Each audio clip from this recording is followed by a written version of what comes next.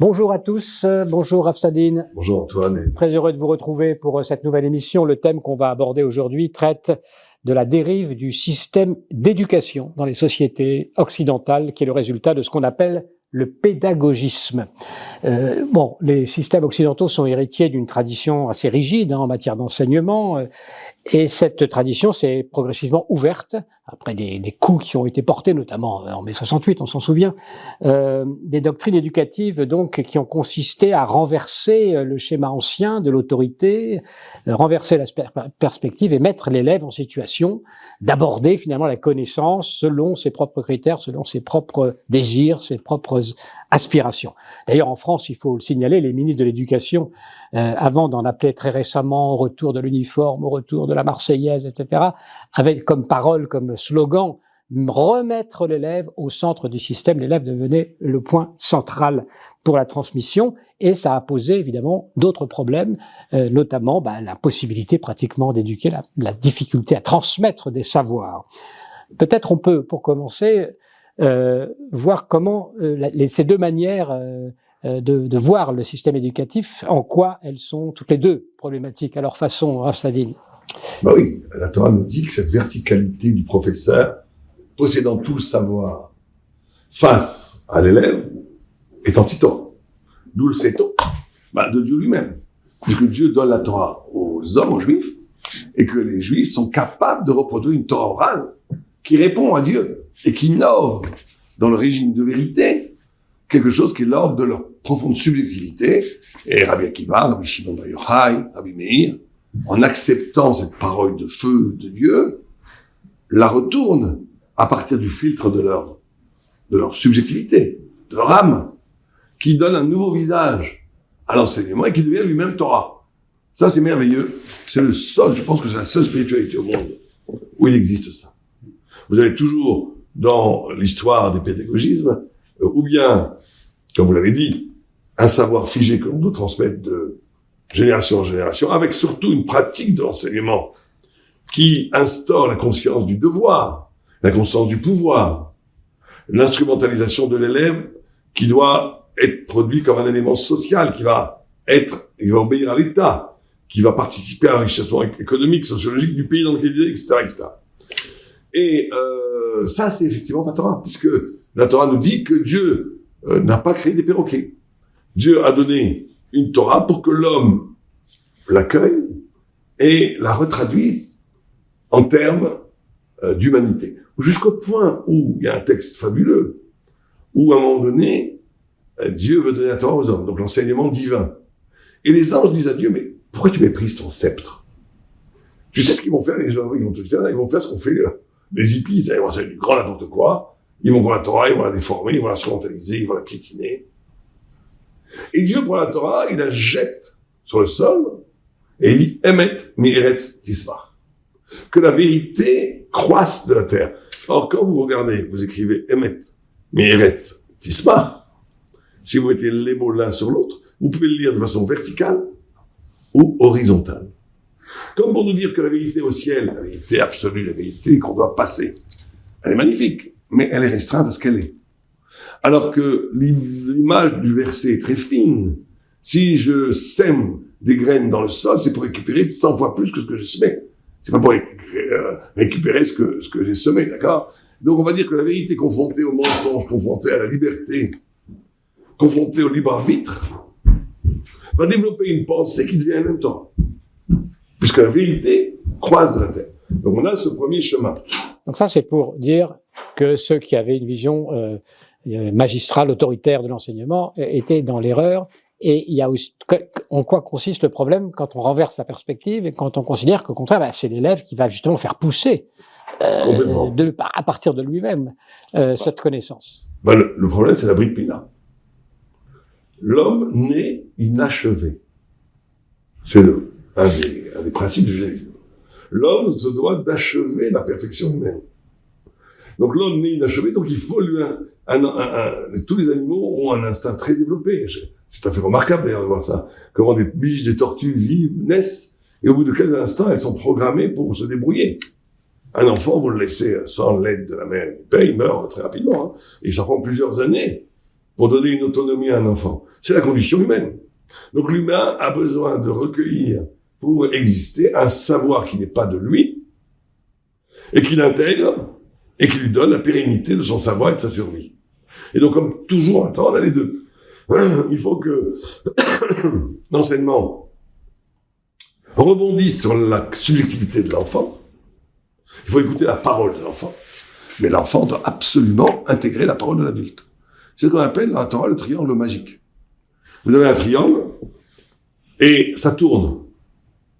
C'est-à-dire que des fois, le professeur est en haut, c'est le magistrat, et il faut le faire, et vous avez la connaissance qui est donnée à l'enfant.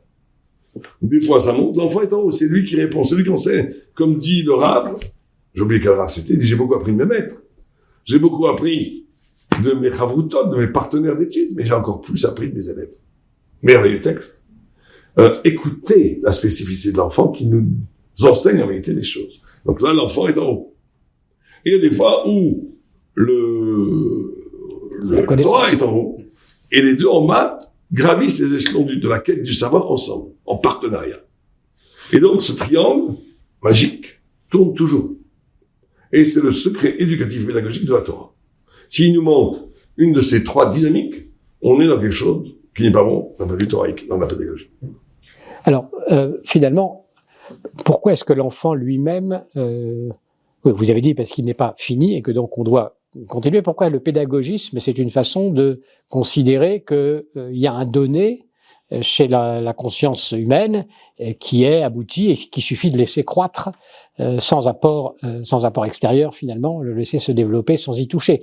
C'est ça qui est derrière cette idée-là, c'est-à-dire l'idée grecque finalement que le monde est accompli, on va dire. Complètement. C'est le réductionnisme occidental qui considère que tout est déjà là et qu'il n'y a pas de projet de conquête du sens. Et donc, effectivement, on arrive à ces absurdités où il n'y a plus d'enseignement qui est donné aux enfants et on laisse se développer les enfants sur leur trait de caractère spécifique. Ils peuvent être sympas dans certains cas, mais si le pédagogisme se résume à ça, on est dans la catastrophe parce que l'enfant a besoin de la colonne vertébrale des parents. Il a besoin d'un référent qui le structure. Et si on lui enlève ça, on le met dans les arrois avec des études qui ont été faites, toute la pédagogie hippie, qui, au nom de la liberté, au nom de la non-aliénation, au nom de la négation du pouvoir des adultes sur les enfants, a laissé se développer les enfants comme ils voulaient, les enfants aujourd'hui leur reprochent. Et c'est une catastrophe. Et ils sont même sévères avec leurs propres enfants, sans doute. Oui, exactement, il y a un retour. Mais il est vrai que Rabbi Yehuda Arassi, par exemple, dit une phrase, on pourrait s'inspirer Alto, François Alto ou d'autres, il dit le secret d'une réussite d'éducation d'un enfant, et j'aime beaucoup cette phrase, c'est d'aimer son esprit. La ov et dato. C'est que l'enfant dit quelque chose, le grand piège, mais non, mais que tu racontes, tu sais que c'est pas comme ça, d'ailleurs c'est écrit que c'est exactement le contraire. Tu détruis la confiance de l'enfant dans sa propre capacité cognitive. Aimer la pensée de l'enfant, c'est quand l'enfant exprime une idée, même si elle est un peu branlante.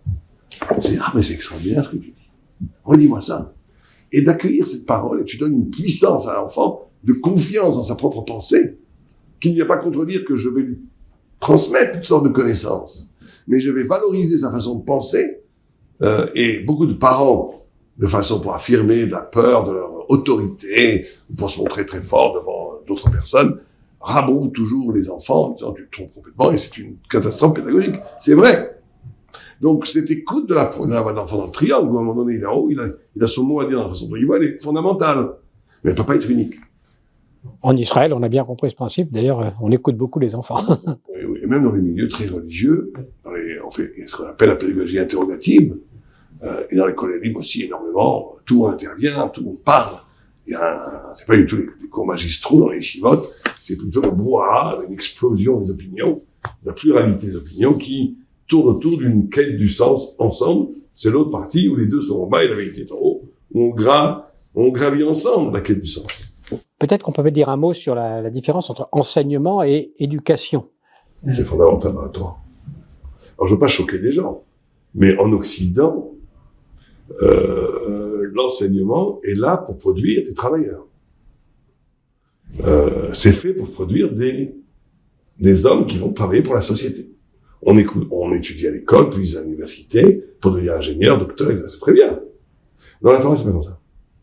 Dans la Torah, le but ultime, ça ne veut pas dire que beaucoup de personnes, grâce à l'instruction, vont gravir des savoirs et les partager pour rendre ça à la société, bien sûr. Mais le but ultime, c'est ce qu'on appelle le chinour, qu'on pourrait traduire par l'éducation, l'élévation. Il n'y a pas d'ailleurs, certaines personnes s'insurgent en disant, qu'est-ce que vous étudiez les chivotes, là? Ça va pas produire des ingénieurs. Ça va pas produire des docteurs. Oui, mais ça va produire des Tanei Rachamim à la recherche de sens. Ça va produire des êtres de lumière. Ça va produire des êtres qui donnent sens au monde. Et donc, je ne dis pas qu'il ne faut pas aussi de l'instruction. Il faut de l'instruction qui peut être valable pour produire des métiers et des savoirs qui vont, en dernière instance, être utiles à la société. Bien sûr. Mais ça ne peut pas être dans le judaïsme la première motivation du pédagogisme. La première motivation du pédagogisme, c'est l'élévation de l'homme. C'est quand l'homme s'élève à un niveau de spiritualité, à un niveau éthique, un niveau de poétique, un niveau de savoir, qui en fait un être indépendant de lumière, qui fréquente, côtoie la pensée divine quotidiennement. Et ça, c'est un... Et peut-être que ça peut, énorme, ça peut peut-être servir aussi, in fine, quand la personne travaille effectivement dans la société, d'avoir eu cette élévation. Mais on le voit tous les jours en Israël. Vous savez qu'en Israël, énormément de gens qui ont étudié les yeshivot, énormément, on parle de dizaines de milliers, font une formation, ils ont étudié le Talmud, ils sont assez bons, mais pas assez bons d'après eux, pour continuer juste à étudier le Talmud. Ils font des formations rapides en 1 an, 2 ans, surtout dans la nouvelle technologie, et c'est des bombes atomiques. Ils deviennent à un niveau d'un ingénieur, en 1 an, 2 ans, c'est vérifié. Dans Intel, mon beau-frère travaille chez Intel, il dit que la majorité des ingénieurs ne sont pas des ingénieurs, ce sont des ingénieurs qui viennent des yeshivot. Entrez chez Intel à Jérusalem, vous allez voir une forêt de kippa noirs et de gens qui, au bout d'1 an, 2 ans, par la puissance cognitive du Talmud, ont acquis très rapidement le savoir informatique, ils sont très bons dans la nouvelle technologie. Justement, on pourrait imaginer même que ce soit exploité, entre guillemets, pour l'enseignement général. Je sais qu'en Corée du Sud, par exemple, ils avaient introduit l'étude du Talmud. Est-ce que vous pensez que c'est moi, je suis contre l'instrumentalisation de la vérité divine à des fins ça peut être performatives. Une manière de penser. Non, si on tombe là-dedans, on tombe tout de suite dans l'utilisation du sacré pour le profane. Je suis contre. Ceci dit, c'est vrai. C'est vrai que l'affûtage de l'esprit talmudique donne des puissances cognitives énormes. Aussi bien pas pour tout, pas forcément pour la philosophie, pas forcément, mais en tous les cas pour tout ce qui est de l'ordre de la logique, des mathématiques, de la physique, des échecs. Pourquoi il y a tellement de juifs qui sont champions du monde d'échecs, ça vient du Talmud.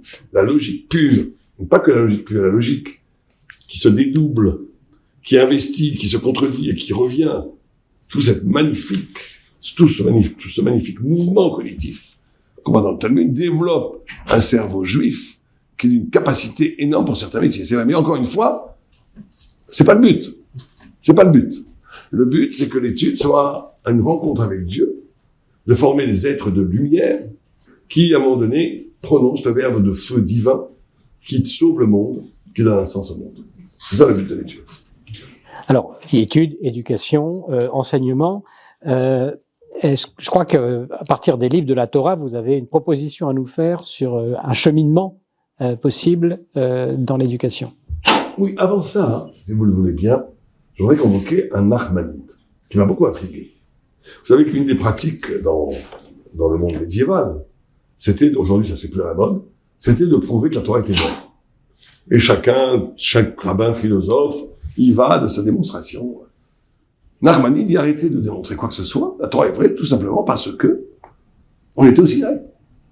On a vu, c'est factuel, on a vu. Donc il n'y a pas besoin de raisonnement, parce qu'un raisonnement peut toujours être démonté.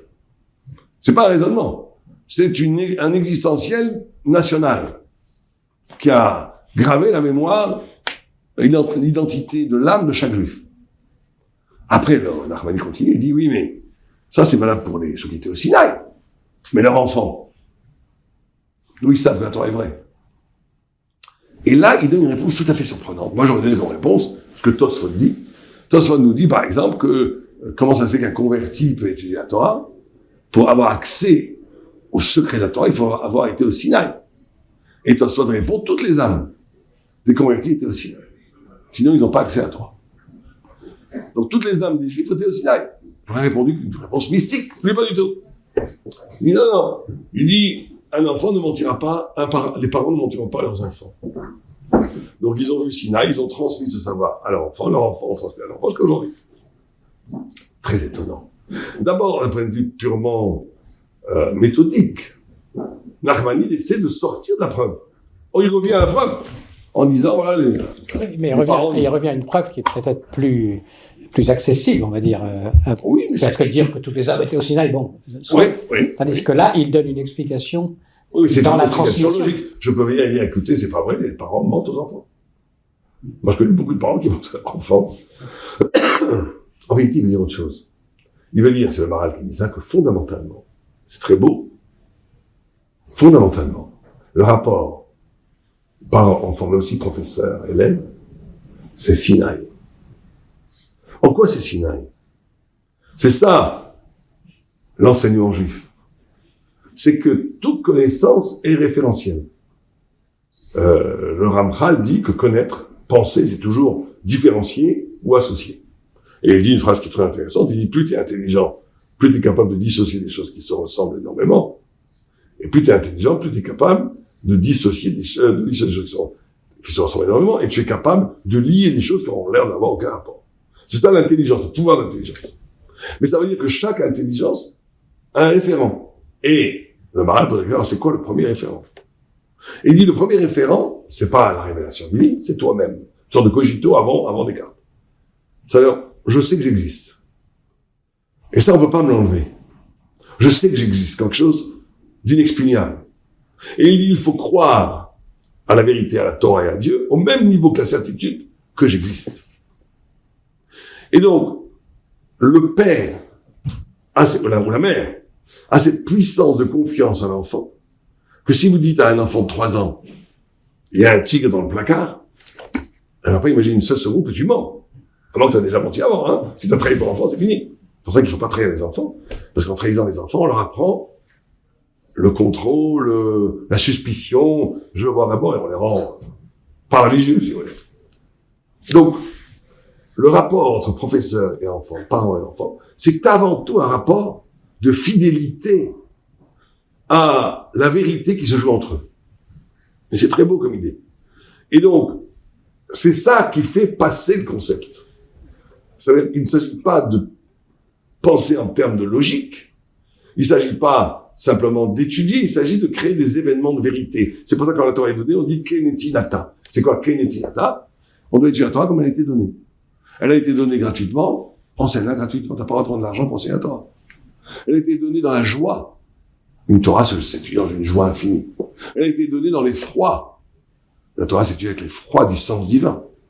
Elle a été donnée comme un désert, avec une humilité, etc., etc. Donc ça veut dire que le vrai enseignement, c'est de reconduire un événement sinaïque spirituel, où apparaît le sens toranique qui est en soi, et qui n'est pas référencié.